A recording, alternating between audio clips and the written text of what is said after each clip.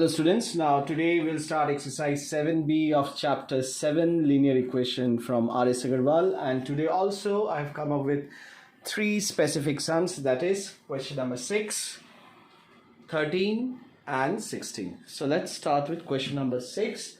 So in question number 6 we have a number when multiplied by 4. So we do not know that number. So the first thing that we have to let the number be x. Let the number be x. So we have assumed the number as x. Now according to the problem, so what they have said, a number when multiplied by 4, when this number is multiplied by 4, okay, then what they have said, exceeds itself. Exceeds means minus, itself means the same number.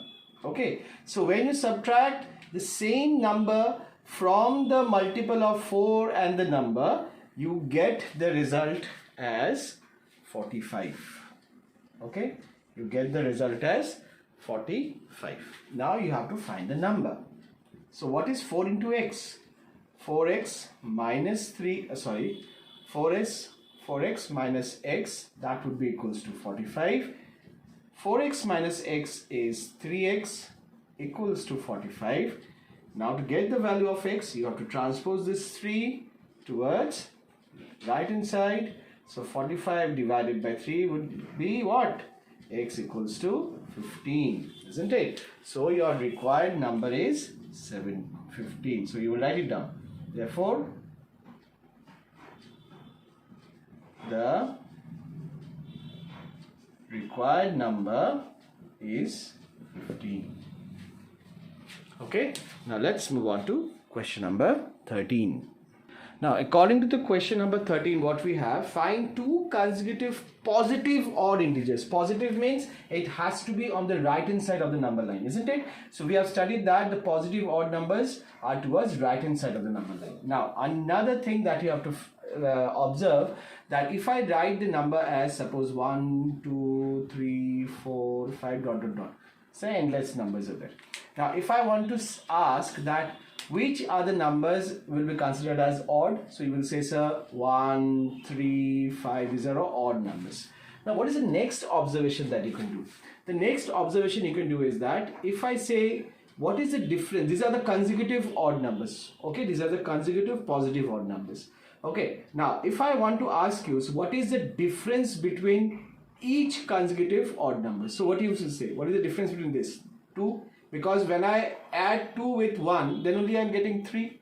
Then again when I add 2 with 3, I am getting 5. So you see the difference is what?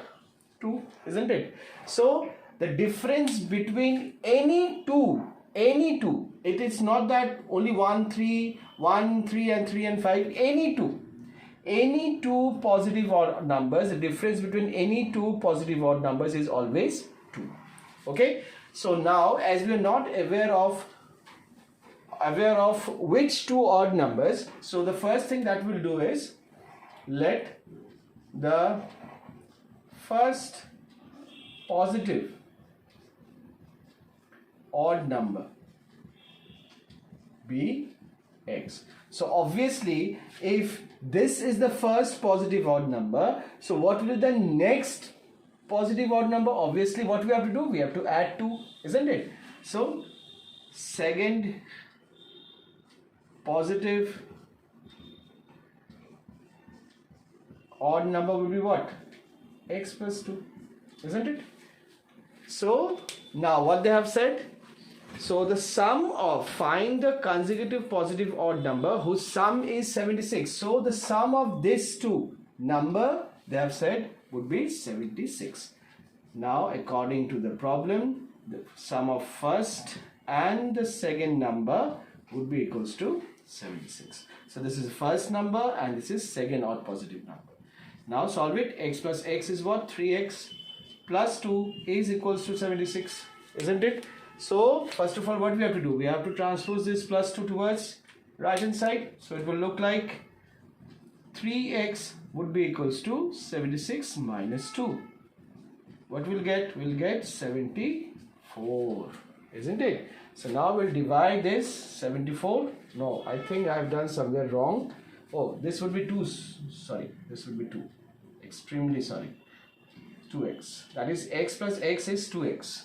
Okay. Now, how to get the value of x? Obviously, we have to transpose 2 towards that side. So, we'll get the answer as 37. So, the first odd positive number is 37. So, what would be the second odd positive integers? Positive number? That is, we have to add plus 2. We have to add 2 with this number. So, we have to write. Therefore, first odd positive number, this is a short way of writing positive number, is 37 because the value of x is 37, and second odd positive number next to 37 is what? 37 plus 2, that would be 39. So these are the required 2 odd positive integers or number which will sum up to 76. Okay, so this is a required answer, students. Very important question. So now let's move on to question number 16. Now question number 16 is very important. Now you see in question number 16 they have said a sum of 500 rupees. So suppose I am having rupees 500 with me. Okay, I am having rupees 500 with me, and this 500 is in the denomination of rupees 5 and rupees 10.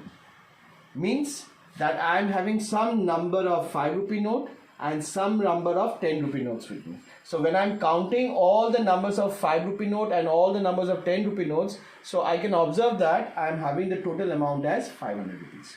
But the problem is that we are not aware of how many number of 5 rupee notes and how many number of 10 rupee notes I am having. This I do not know. So this is what you have to find it out. But in the question what they have said, that the total number of notes, that means combination of rupees 5 and combination rupees 10, that we know. That is what? Total number of notes is given, students. Total number of notes is given 90. That means 90 is a combination of number of 5 rupee notes and number of 10 rupee notes. Okay. So first of all, we have to because we do not know how many number of 5 rupee notes are there. So the first thing we'll do is, let the number of rupees 5 notes be x. Fine.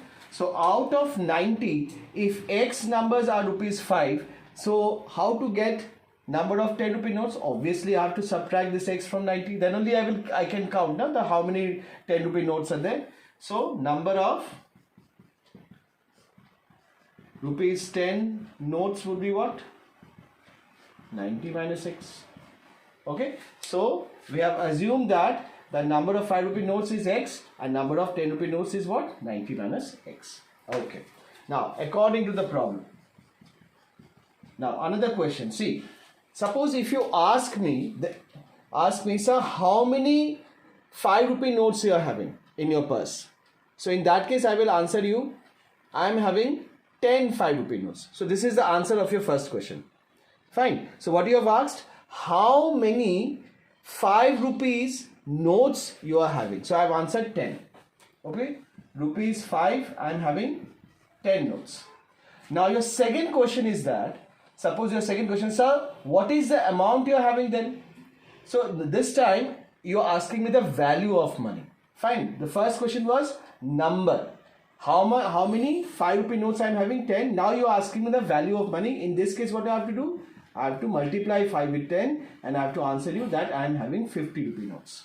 So both the questions are different. Okay. So the first thing is that how many 5 rupee notes I am having? X. Now if I ask you that what is the money, what is the total value of money you are having? So in this case what you have to do? 5 into x. Okay. This is for rupees 5. And the same thing, if I have to find the value of 10 rupee notes, then what I have to do?